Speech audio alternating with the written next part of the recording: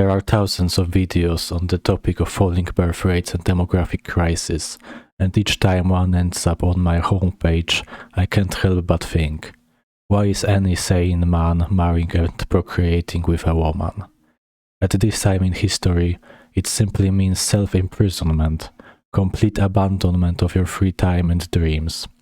A bottomless pit where you burn money and continue burning money for decades, basically taking each and every hour of your existence, sacrificing it for others' happiness and well-being. Madness. What is the percentage of husband's wage that he spends on himself, taking a classic 9-to-5 work schedule? 1%? 3%? Nothing more is possible with this economy. Let me break it down. Various taxes, income, product, car payments, which I lump under taxes, multitude of home payments, water, electricity, food. What a man living alone is left with, presuming all his basic needs are met and he owns, keyword, owns his own apartment, seldom exceeds 30% of his wage. Now add two parasites in the form of a woman and a child.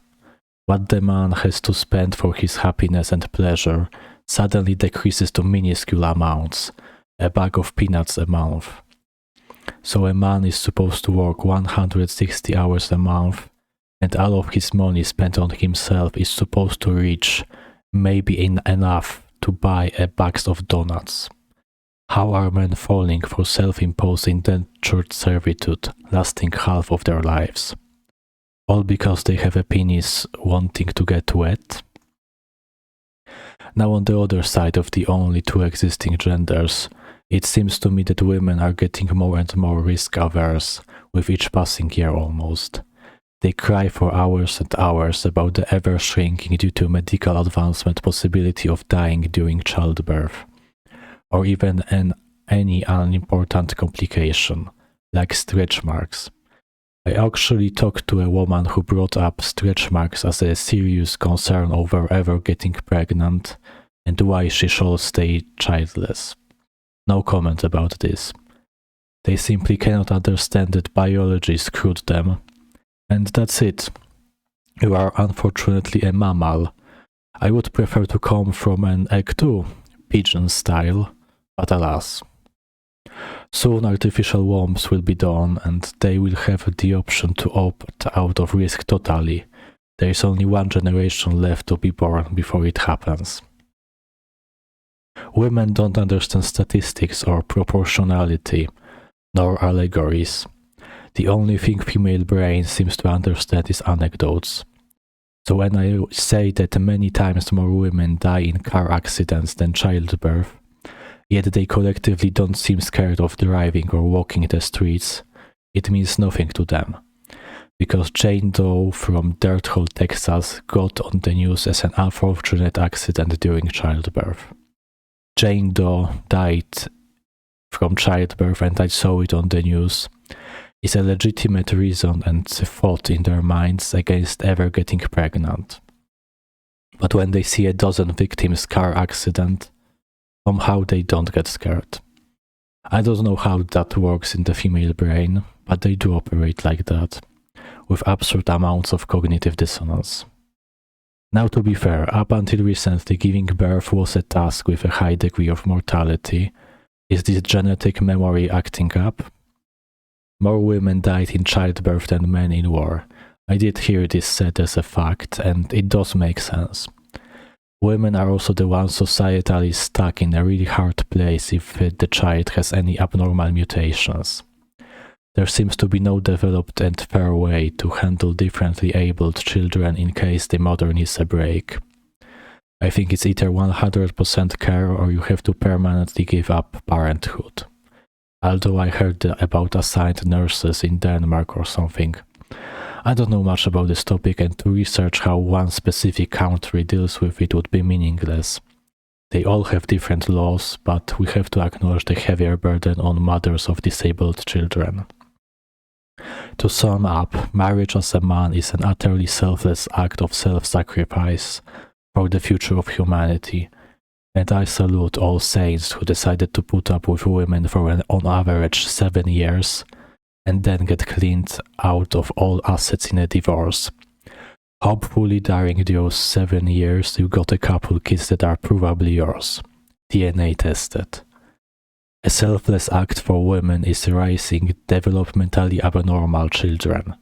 The normal children pass on the bloodline, legacy and so on, just like having children for men does. It irks me that women are considered selfless for raising probably their own children, while men are not praised for donating their whole time, money and resources in form of work for always in doubt if they are own children. Take 3 goddamn DNA tests. Don't be one of those, especially if you live in France or Canada. Let's also say my anecdotal story of a completely broken man because his marriage partner decided to break him for absolutely no reason. I am 100% sure that all boys and men can tell a story similar to this about someone in their family. Yet they still associate with women for the primal reason of biological imperative only, from what I can gather. No other possible explanation on why do men still bother. So my uncle got married to a decade younger government worker after forestry studies. It was kind of before we all got to know that environmental types are utterly nuts, so I don't really fault his choice. She's a vegan or a vegetarian, I don't care enough to even remember the difference between them. Always had some dogs and cats, but generally she did manage to stay relatively sane for 7 years. Coincidentally, the average length of modern marriage. Then she went mental. Obviously no sex for years, bringing rats, chickens, anything she somehow found around to their apartment to live in, utter squalor and filth. Uncle got kicked out of rooms into a couch, so on and so forth. Eventually, after a couple years of torture, she got bored, and then came classic divorce with accusations of everything under the sun. Alcoholism, violence, of course utterly false, and even true in reverse in such that she herself beat their daughter. My uncle managed to pin this on her with actual evidence and police. Huge part of why he eventually got all 3 of their kids. Oh, by the way, my uncle is an intelligent, funny engineer who knows 3 languages, bakes bread, and all the cooking and cleaning was on him, of course. Always earned at least twice as much as she did. For a man to even get a single day of visitation a month to his kids means with complete certainty that the wife was a little bit crazy, not to mention if a man gets complete parental rights. More nuts than a squirrel's lifetime storage pile. There are 3 options here as the possibility of why a man marries a woman in the year 2025, even while a Mount Everest of evidence in it being a bite idea stares him in the face. 1. The man is at the left half of IQ curve and can't learn from observation. 2. The man prepared and transferred ownership of all his assets to a brother or a mother, and he just pays them $1 a month to rent his own car and house back from them before tying a knot. 3rd, the man is broke and has nothing to fear. I truly don't see how a man can enter marriage as a thing that benefits him in any way in the current year, financially and happiness-wise. For each normal, slightly upbeat year of relationship, you pay immense amounts of time, money and energy, sacrificing yourself to keep her happy and a functional adult. First statement. Marriage is a black hole for all your money and free time to be swallowed up. Second statement. There is really no other possible reason as to why birth rates are so high than the biological imperative overriding logic in both men and women. Third statement. I didn't even scratch the surface of the topic. People write dozens of books on it and speak for thousands of hours only about it. Just not even 2 cents from me.